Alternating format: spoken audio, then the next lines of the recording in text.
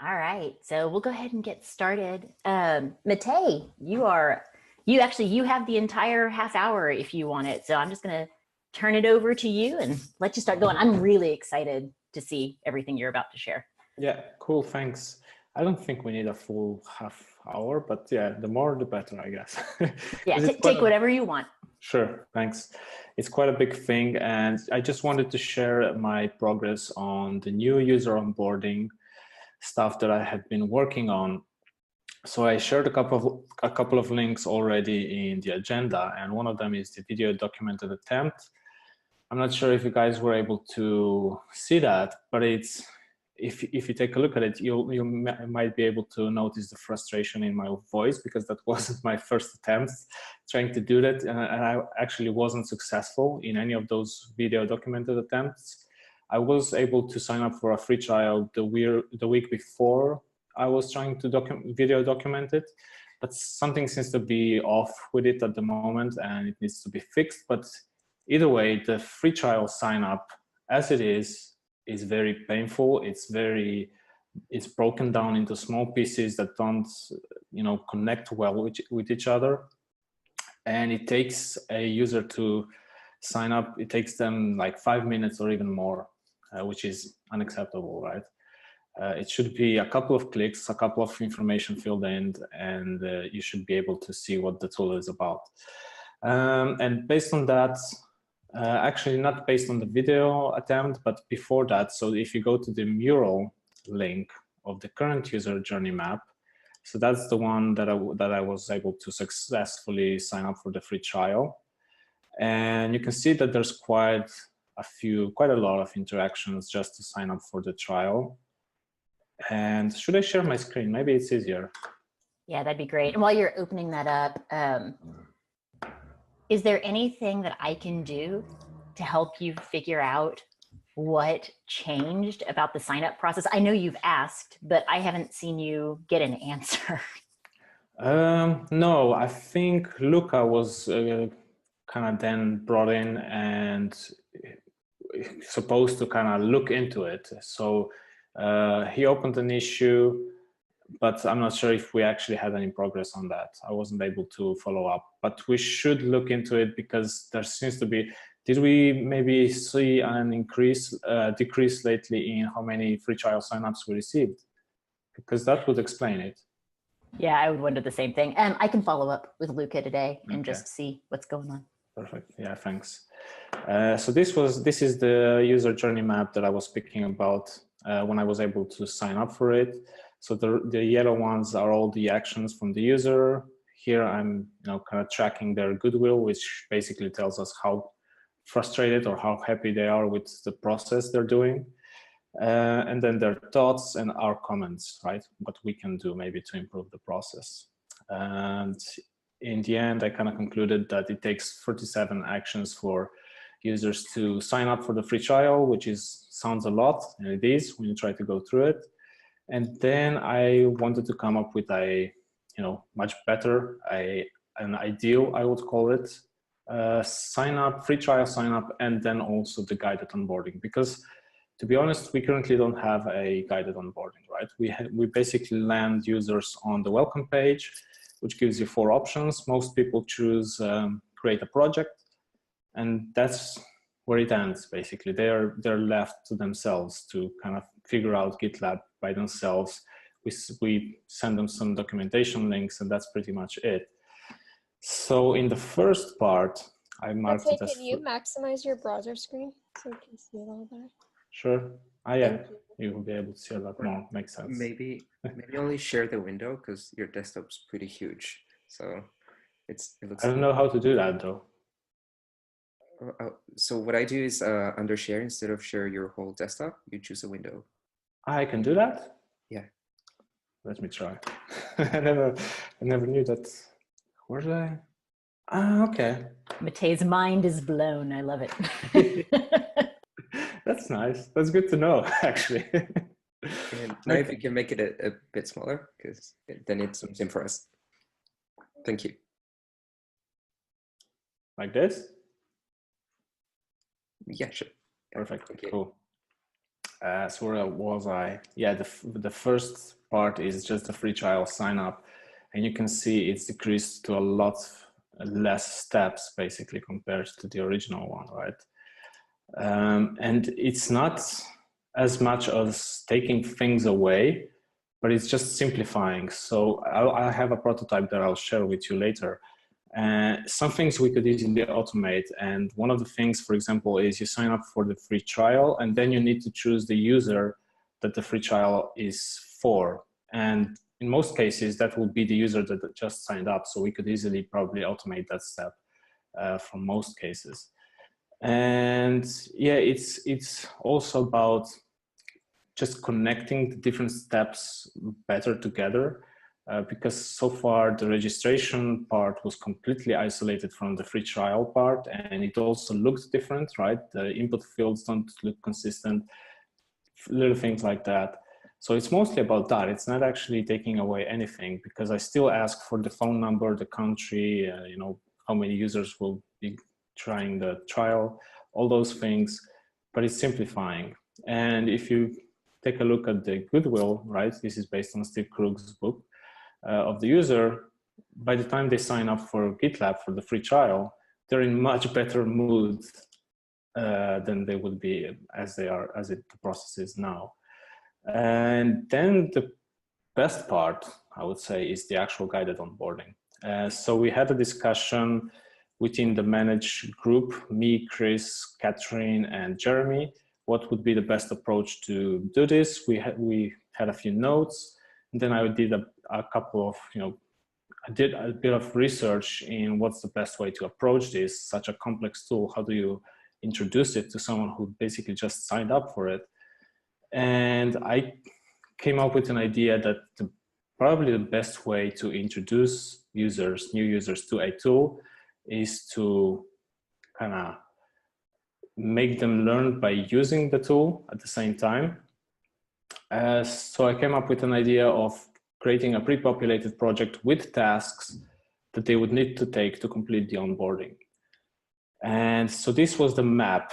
This is basically, I just imagined it. What would they need to do? And in this particular case, I'm looking at the project and product manager persona. So at some point we decided in that meeting that it's probably best to design tailored onboardings for different types of personas that we serve. So at the moment that's like 6, 7, maybe with the designer. And if I now share the prototype, so this is the homepage, right? And I basically start here. Someone clicks on the try GitLab for free. At the moment, this option is the default option. I'm not sure why. Maybe I need to look a bit more into it, but I will assume that most people would sign up for gitlab.com. I need to check, I guess. I have a quick question. So I think your assumption is the same as my assumption on the split between SaaS and self-managed. Yeah. What have you been thinking about this tabbed structure with the disabled tab, like just as its own pattern? I think it's not clear enough, but as you said, this looks disabled. I know it isn't. We probably all know it isn't, but for someone who just landed on this page and this option would be the default one, that one could easily be missed, right? And I think that's what happened with you, right? When you tried signing up and just couldn't find a way to actually do it.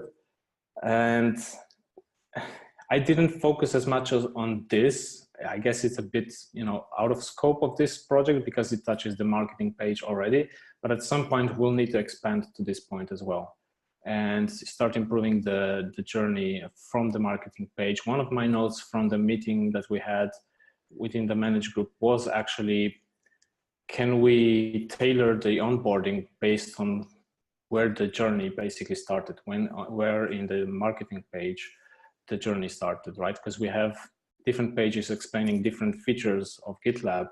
So if someone signs up from a page that explains a feature in more detail, they're probably most interested in that feature in particular, and maybe that tells us something about the user already. But yeah, it's a good point, and we will need to look at this definitely at some point.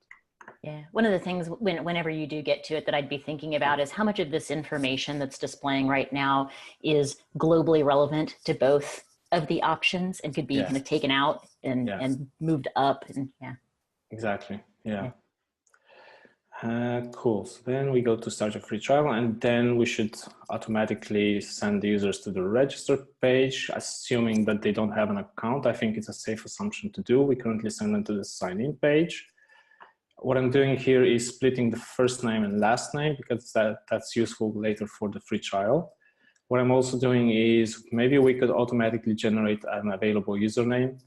I remember when I was signing up with a fake account just to try the free trial again, I just couldn't find a username that was available for my fake name, basically.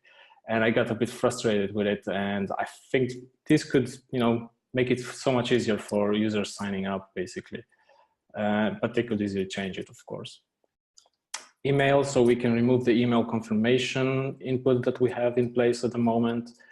It just feels kind of outdated, and we will replace the email confirmation with a soft email confirmation as well. I can explain that a bit more later. Password, again, I think we use, do we ask for confirmation of password at the moment? I'm not sure. I think just email and register. And this is where the free trial information comes in, right? This is basically the additional information that we need for someone to start a free trial. So yeah, company, telephone number. Of course, they should be able to skip this at this moment because I know that people have problems sharing such personal information as phone number for something that they basically just signing up for. A quick question before you move on.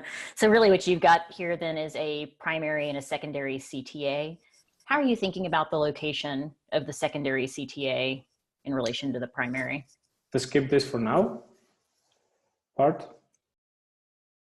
I guess it could be, they could be closer, right? If someone would want to skip, they could easily see it if it was closer to the button. This was just like a really quick mock-up. I didn't want to spend too much time working on the visual details at this point and UI details. I just wanted to create a concept of how the onboarding should be. But yeah, definitely room for improvements for the UI basically. Yeah, I like that you're thinking about how to push people through the sign-up process with as little friction as possible. I think that's the right way to think about it. And yeah, that's the only thing that I would be thinking about next is, yeah, is somebody going to see? It almost looks like at the bottom of the page that it's like copyright type information. But that's an easy a good point. Yeah, that's true. And so that's where the automation of that step that I previously explained would kick in. So we would basically skip that step of choosing what user you're signing up for, which I find completely irrelevant. But this is where then the guided onboarding would start, right? Maybe if we detect that the user has a gravatar, we could use it already, make it a bit more personalized, a bit more welcoming as well.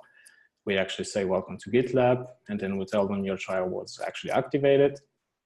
And this is where we start talking about the pre-populated project and the guided tour, and we ask them what their role is. So I basically took this from the personas that we have in the design system. I think it fits quite well because you can select either your main role or you have alternative titles, because some people are project managers and they don't have product managers in some certain companies or things like that. I only have the prototype done for the product manager at this point, because as I said, I wanted to create a concept just to share it. But then at some point we would need to create tailored onboardings for all these personas and any additionals that we might add in the future. Well, I shared this earlier with Tim because we had our feedback call earlier today, and he asked me about what would happen if you click on my role isn't listed. And my answer so far is, I assume we would have a more generic type of onboarding instead of a very tailored one. So a bit more generic introduction to GitLab instead of a specific features, I would say. And of course, you could also skip this, right? Because not everyone will want to go through this. So yeah, at this point, I will choose the product manager. And this is where the explanation of what will... Question about that last screen. If you skip it, is it the same thing as choosing my role isn't listed? No, it would be a different thing. If you skip it, that means that you have no interest at this point in the actual guided onboarding. But if you say my role isn't listed, I would assume you still want to be kind of guided, but you don't really fall into any of those 6 options, right? But yeah, I think I can go back. So you have like something like a generic setup for just Yeah. learn how to use GitLab? Exactly, for this option, yeah. Mm-hmm. So yeah, even for the skip this for now, I say, don't worry, you can always come back to it by clicking on your avatar and click on Learn GitLab, which is something that doesn't exist, right? But it might exist in the future. Because I also feel that if people started the onboarding, but then kind of strayed away, they should be able to get back into it through an option in the navigation. Yeah, so the explanation of the pre-populated project and the 2 helpers that basically will guide the users through this onboarding. And I imagine we would need one for giving contextual information, which is the white one, you need to dismiss it. And the green one, which would indicate an action that the user would need to take to progress forward. And again, yeah, the note that that they shouldn't worry if they kind of get lost, they can always resume by doing this and that. And so this is now the project, right? I call it the Awesome Onboarding Project. And I chose to use the boards. In this case, I think it's more visual than just the list of issues. But this is basically, we will have a project and we will have issues based on the tasks that the users would need to go through to learn about GitLab. And this is very much improvised by me for product managers. So I imagined we would probably want to teach them about issues, how they work in GitLab, what the benefits of labels are, what the milestones are, how they work, then some tips maybe, and then it would end with guiding them towards creating their own project and inviting their colleagues into the project as well. So yeah, this is the contextual helper, one of them, just to give them context what is going on, right, on this screen. And I explain to them that open and closed columns come by default, and that we pre-populated the 2 of them, the to-do and doing, because they are commonly used as indicators of progress. And yes, so this is then the first step that the user would need to take. Basically just drag and drop, but in this prototype I can't drag and drop. So I'll just click. Yeah, explanation that that label was removed and this one was added. And next step again, click on the issue to open it. So this would be then a way to teach them, right? Have a quick summary about the issues, how they are used in GitLab, what the benefits are, and then at the bottom also the next steps for progressing through the onboarding. At some point we could also have the activity below, more sophisticated, but for this particular case we ask them to read through it and then close when they're done, and then of course guide them back to the board. Tell them, okay, the issue was closed and it was moved to this column because it was closed. A short note that it can be reopened. If I may make a comment, Matej. Sorry? I may make a comment, not to stop you entirely. Sure, yeah, go ahead. Sorry, but I find it throughout this prototype, it's kind of amazing that how much information we show and how much that the context switching is kind of severe throughout this flow, right? And that's just because the amount of information you get thrown at you with each new step, it's kind of almost insane in a way, though that is not related to this flow entirely. Does make me think, like, is there a way to ease the user into the amount of information that is normal at GitLab while not doing so from the get-go?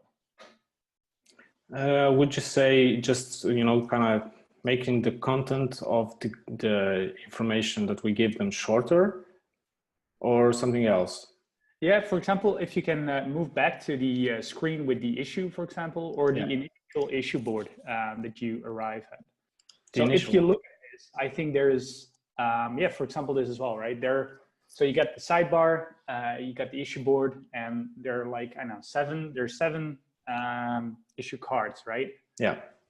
And although I see the pop-up you created, and that kind of guides my eye as a user, I do wonder if we can, you know, like, as this is a learning thing, I think this is already a lot of information. Like, I don't know where to look, except for your pop-up, though, that is, you know, the contrast between your pop-up and the rest of the information is not as high as I would expect it to be in a way, though, you know, it's related to how we built GitLab. And if you move on to the screen with the issue, I think that's even more like there's information at every inch of the screen, which is, I know, saying something. Yeah, and that's when the user is actually guided through GitLab, right? And it's even overwhelming like this. So if we can imagine how complicated, how overwhelming it must be without any guidance as it is right now, it must be even worse, right? So if we could kind of simplify the whole thing, that would be great. Maybe even the UI, but I'm not sure about that, because I wouldn't want to present a different version of GitLab and then try to keep it kind of still in context with what we actually have. But I agree that maybe, yeah, the content should be kept to the minimum, right? And maybe we could link to the documentation instead, which would also help us keep the content up to date in terms with the documentation. But that's a good point. So I'll make that note and keep it in mind for when we test with users if they feel similar as you did. Yeah, I was going to say the same thing. I think this is a perfect question for users, and we're just not going to know until we get some feedback. So I think it's a great way to address it. Just for everybody else to know, Matej has been working with Mike Lewis's team also on this. And so Matej's taking a great first pass at all of the content, and then he'll have some editorial support as well. And I'm telling everybody that so that you guys know you can do the same thing, which I think will be really helpful for all of us. Yeah, so the content so far is basically just my improvisation, right? But at some point, this would be more tailored and shaped with help by Mike, at least. Yeah, definitely. I have a question. Sure. I was wondering how you came to decide the flow being that you create a project for them that's auto-populated. Because I could see this going multiple ways. Like you could guide the user towards creating a project and showing them the board in that way, or you could create a project that's already populated. So like what was your decision behind going down this route? I think it was mostly because I believe we can show them more value if we pre-populate a project and focus on the things that they can do inside a project, then focus on creating a project first. So things like creating labels or even label issue layouts, milestones, things like that for a product manager are more valuable than creating a project, right? So I wanted to focus on those things than actually creating a project. And so that's why it's not visible here. I think it was on the previous one. So that's why it is one of the steps to create a project in what I improvised so far, basically. But yeah, it was mostly that. It was mostly that, trying to think about what is the most valuable to a product manager, what gives them most value in GitLab, and try to bring them to that as soon as possible. Instead of forcing them to create a project and then guide them to create a milestone from there where they wouldn't see anything in that milestone because there are no issues. There weren't any issues closed, right? So they wouldn't see a burn down chart and things like that, right? So it was mostly that. Cool, thanks. Where were we? Yeah, so then the next step is creating a label. I'll just go quickly through it because we're running out of time, actually. But what I wanted to prove was, Yeah, so create a new label, they name it, use a red color, create it, and they go back to the board, and then they add the label, actually, close this, and then they close the issue by drag and dropping, right? So here we also introduce them to the sidebar as a quick way of editing issues. I wanted to prove that with the same number of interactions as it takes you now to sign up for the free trial, we could actually sign them up and teach them about 2 features inside GitLab already, so issues and labels, right? So that was the main point of this prototype. It might be still a bit overwhelming, and maybe we can still work on that. I'm looking forward to getting feedback from users as well. But if there are any questions or comments, I'd be glad to hear them.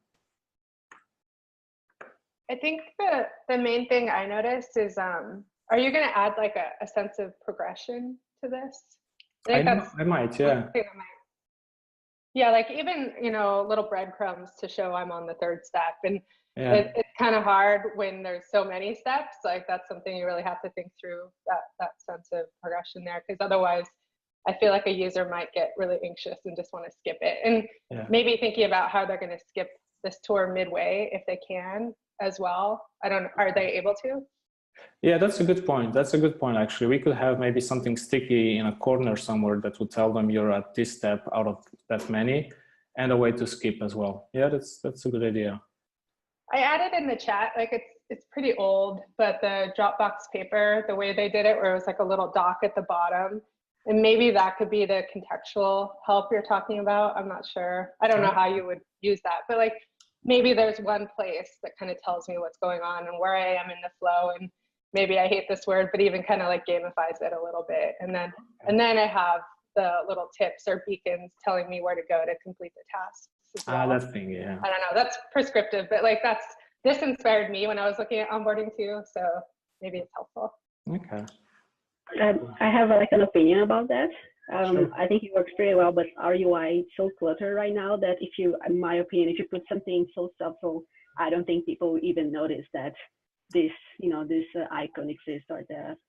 So that's a. Because everything's so colorful. Yeah, it's so colorful. It's also something to keep in mind that, I don't know, as long as we still have this UI, it needs to be really on your face that this is instruction or that you're just playing around with the demo. Yeah. Mm. I was going to mention something similar. I know this is low fidelity work that you're doing. I think when you're ready to start really thinking about the visual design, because I believe this is a new pattern, the little popover is a new pattern. Yeah. Yeah. The elevation and color of it are going to be so very important, because I started to notice with the green, like it was overlapping with green buttons, and then those were kind of becoming like an amorphous, like weird UI component. Yeah. So again, I know you're not there with it, but yeah, that's going to be an interesting step in the process for you. Yeah. Yeah. That's a good point. I chose green at first. I don't even know why. And then I kind of realized it's kind of really similar to the green buttons, and I'll need to change it. And I didn't create a symbol in Sketch, so I'll need to go and change all of them in all the screens. So I just kept it green for now. But yeah, definitely would need to update it, yeah, visually. Yeah, I mean, I think you could also do a combination of like a popover with highlighting. So like the link I posted, right? Yeah. Yeah, where you could just put the popover next to it, right? And it gives you more area to then, you don't have to keep moving the popover to like better places in the UI. You can kind of just put it wherever. Yeah, that's true. That's a good point.